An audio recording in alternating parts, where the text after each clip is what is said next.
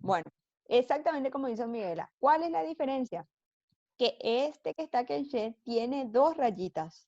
Esta rayita se llama doble enlace, ¿verdad?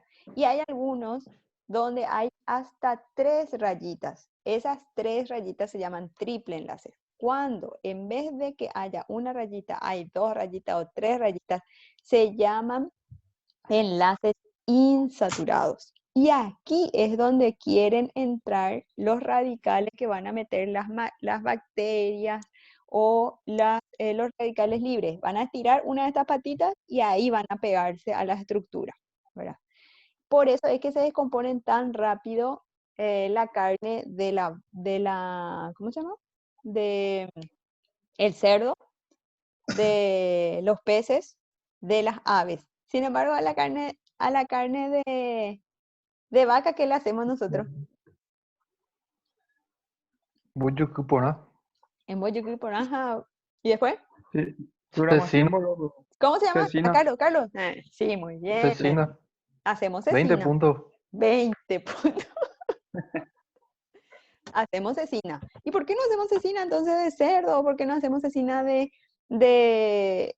pollo? ¿Verdad? Se hace también un tipo de conservación, pero no es hacia el sol, porque se descompone por el tipo de grasa. Entonces, esa es la gran diferencia. Este ácido graso que tiene doble enlace es más sano que el ácido graso que no tiene doble enlace. Ese es una situación muy particular de nuestra fisiología. Este no causa ningún problema circulatorio como ¿cómo se llama esa deposición en las arterias de la grasa?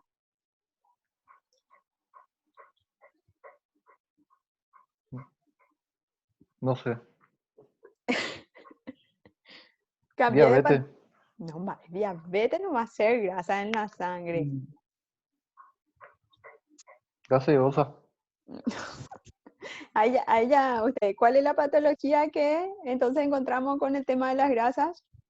Los colesterol, o sea, el colesterol, índice de colesterol, dicen, para las personas, o triglicéridos altos en sangre.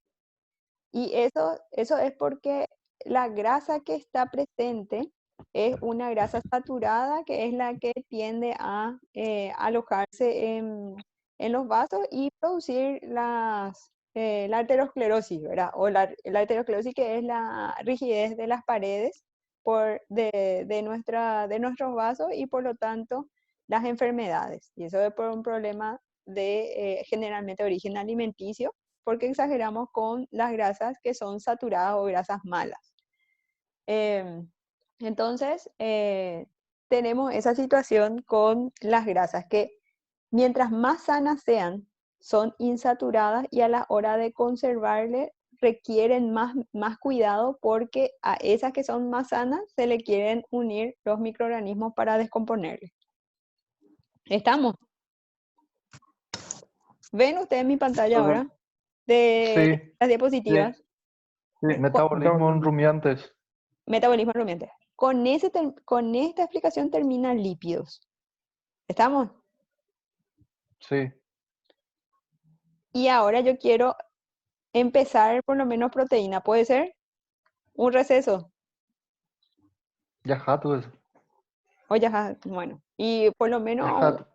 Continúa nomás, profe. La que entró. Karen. no paro, llegué allá. Mm. ¡No estoy comiendo! Caputa, ¿no, Karen? Ahí está, pero Karen está trabajando.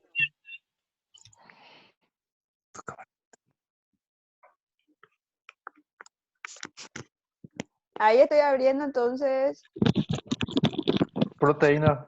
proteínas. Les estoy mostrando abrir desde la carpeta Drive. Desde la carpeta de nuestra clase.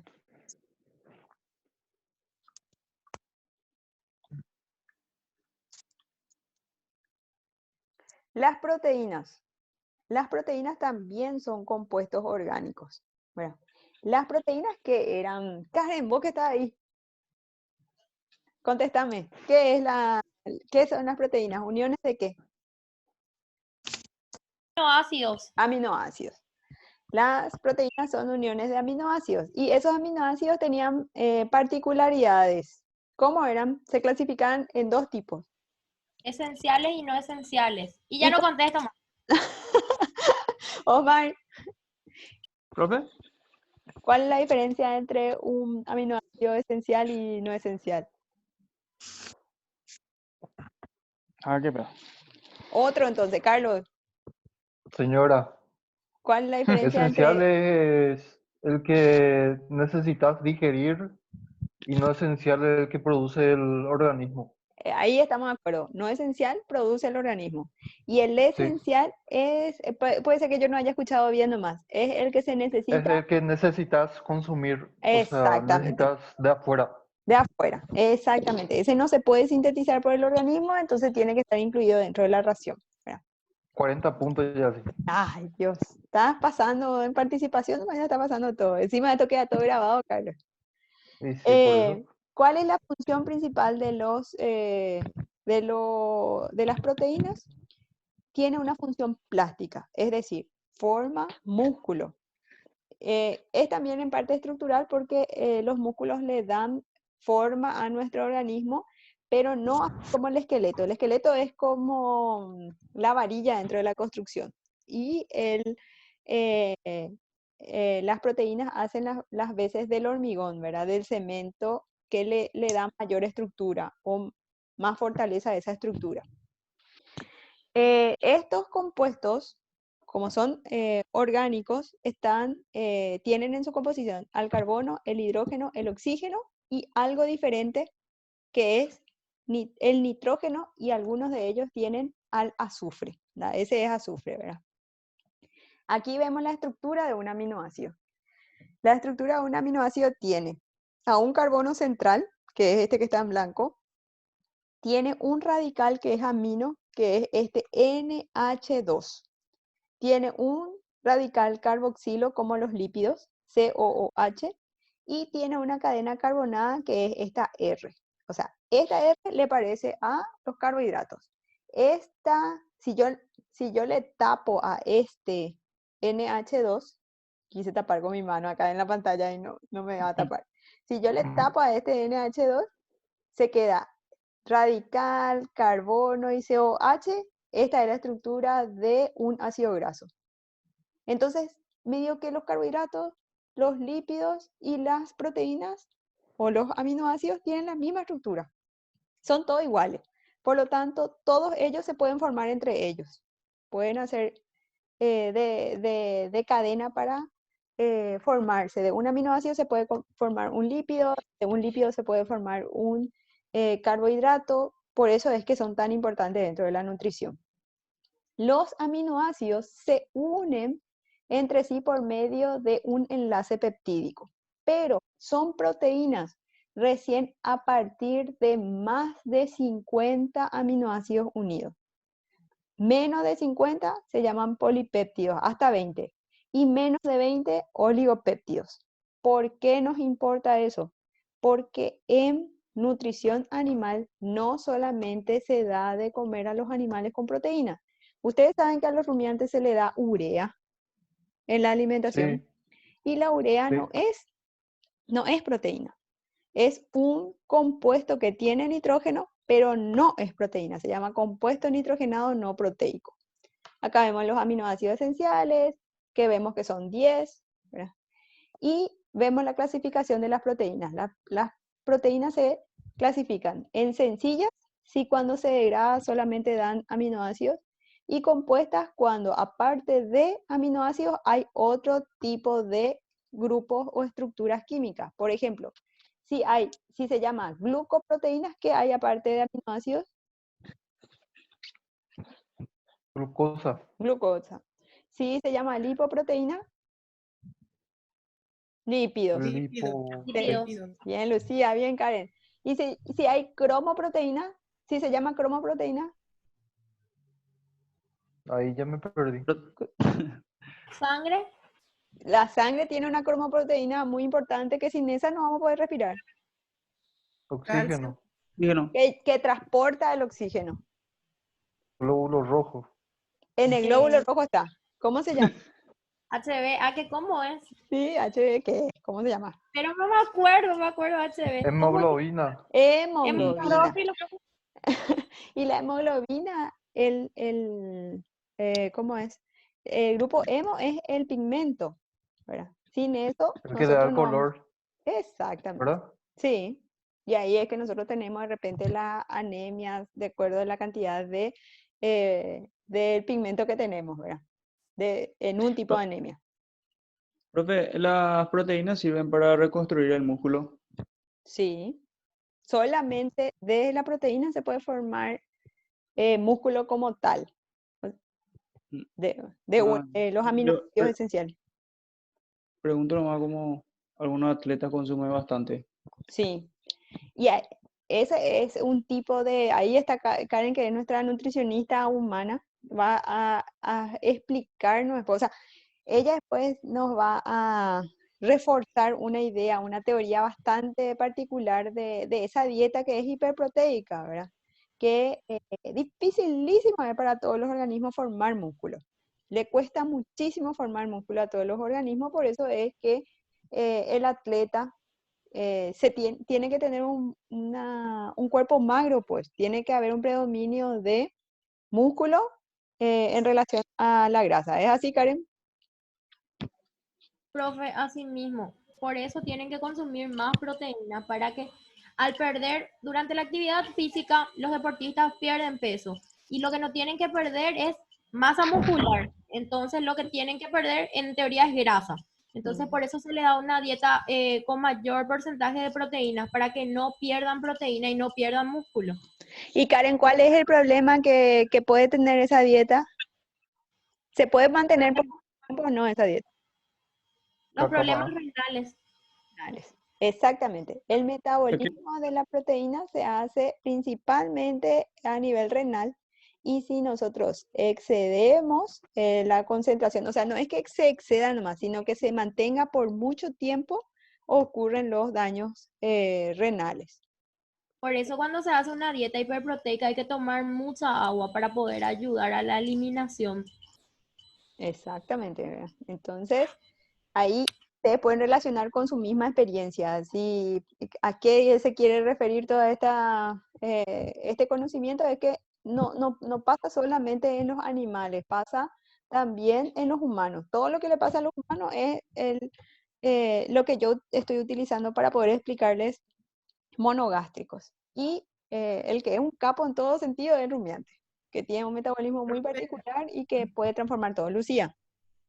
Hay personas que se aplican hormona para ganar músculo. ¿Eso influye en esto o no? Sí, por el metabolismo. Ahí eso también nos puede reforzar, Karen, porque yo no conozco exactamente las sustancias, pero la fisiología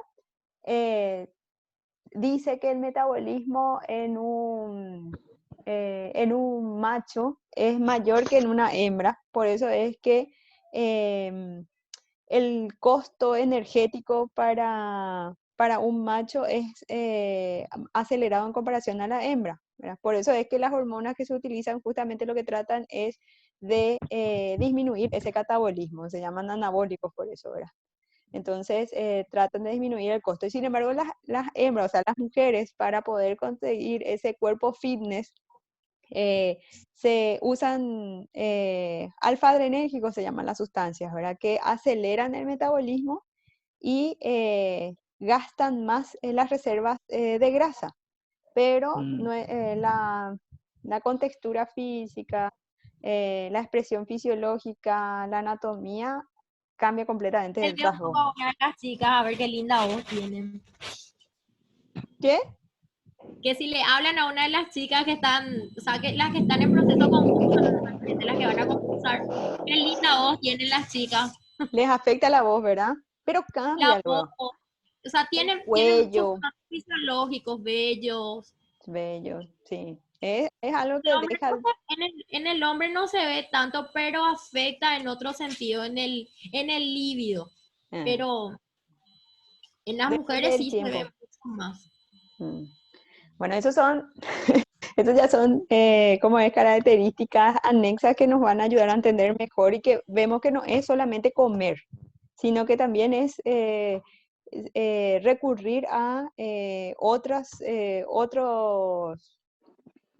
recursos, recurrir a otros productos como fisiológicos. ¿Se acuerdan que justamente en lípidos vimos cómo la adrenalina y el glucagón inhibían la síntesis de nuevo lípido y estimulaban el catabolismo?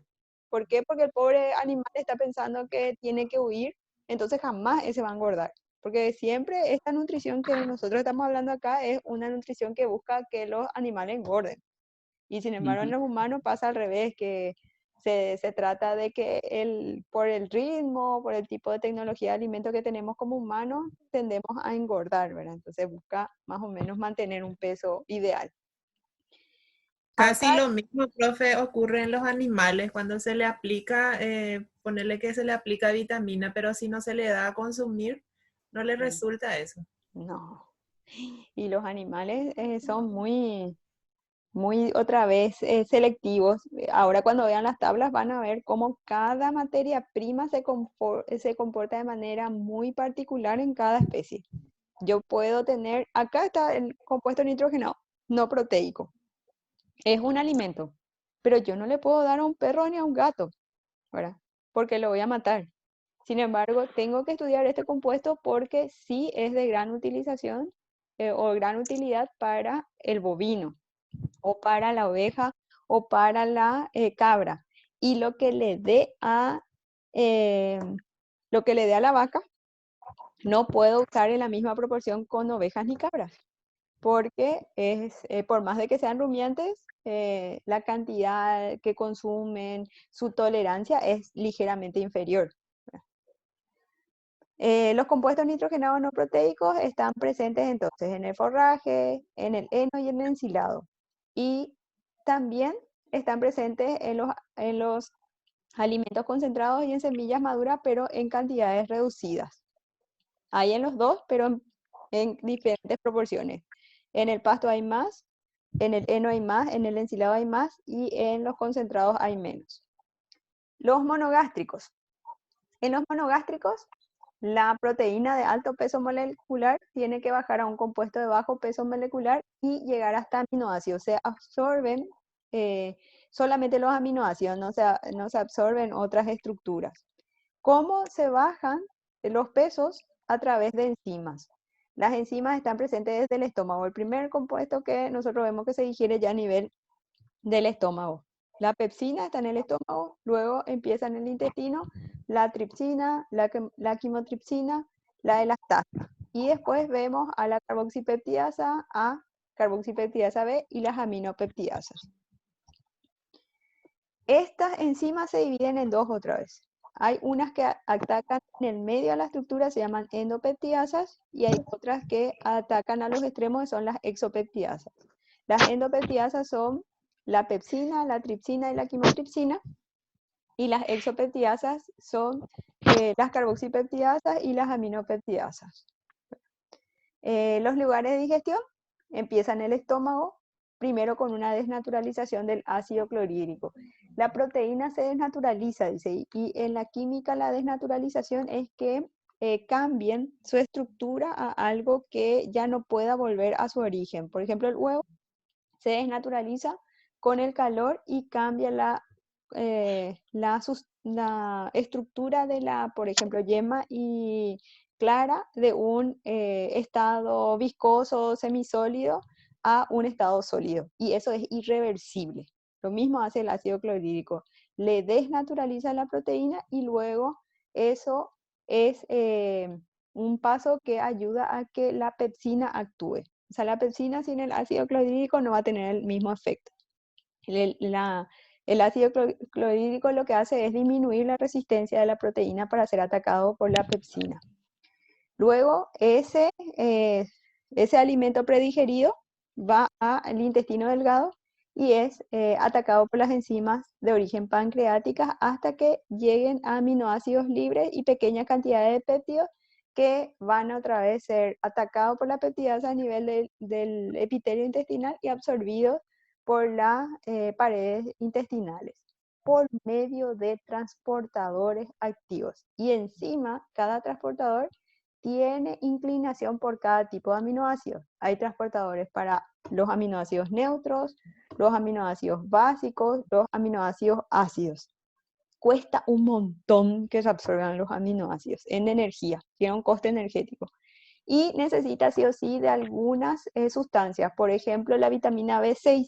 Si no hay vitamina B6, es difícil de que se absorba. Dentro de la sangre se van a transportar por el sistema circulatorio y luego se van a metabolizar, ¿verdad? Se van a metabolizar para sintetizar una nueva proteína, para producir hormonas, enzimas y otros compuestos nitrogenados, y lo que sobre, ¿verdad?, va a ser excretado, el amoníaco se va a excretar en forma de urea a través de la orina o ácido úrico, si son aves, y los carbonados de los aminoácidos se van a utilizar para producir energía a través de la glucosa por el proceso de gluconeogénesis, o van a tomar la ruta de los cuerpos cetónicos que acabamos de ver en lípidos. La síntesis de los aminoácidos se hace a partir de dos rutas. Nosotros en su degradación vimos que quedaron los esqueletos hidrocarbonados y el grupo amida o amina. La primera ruta es que a ese esqueleto hidrocarbonado se le sume el amoníaco y se forma un primer aminoácido que es el ácido glutámico. Ese es el aminoácido MAD. Y después de que se forma el ácido glutámico, se van a cambiar las posiciones de los radicales amino y se van a formar los distintos aminoácidos que no son esenciales, porque estamos hablando de los monogástricos. Ellos no pueden producir aminoácidos esenciales. El catabolismo, que es la formación de energía a partir de los aminoácidos, se va a producir por una desaminación, que es que pierdan el grupo que tiene el nitrógeno, que es el NH2, o una descarboxilación, que es que pierdan el grupo COH. Después, dentro de monogástricos nos importan también los aminoácidos, como le tenemos que suplementar con aminoácidos porque ellos no pueden producirlos, podemos con nuestra suplementación causar un desequilibrio, que es cuando damos más de un aminoácido y menos de otro. Podemos producir un antagonismo porque no sabemos que ellos van a competir, por ejemplo, por el mismo transportador. Compramos, por ejemplo, leucina que está a 500.000 guaraníes el kilo, le damos en una combinación mala con otro como la isoleucina y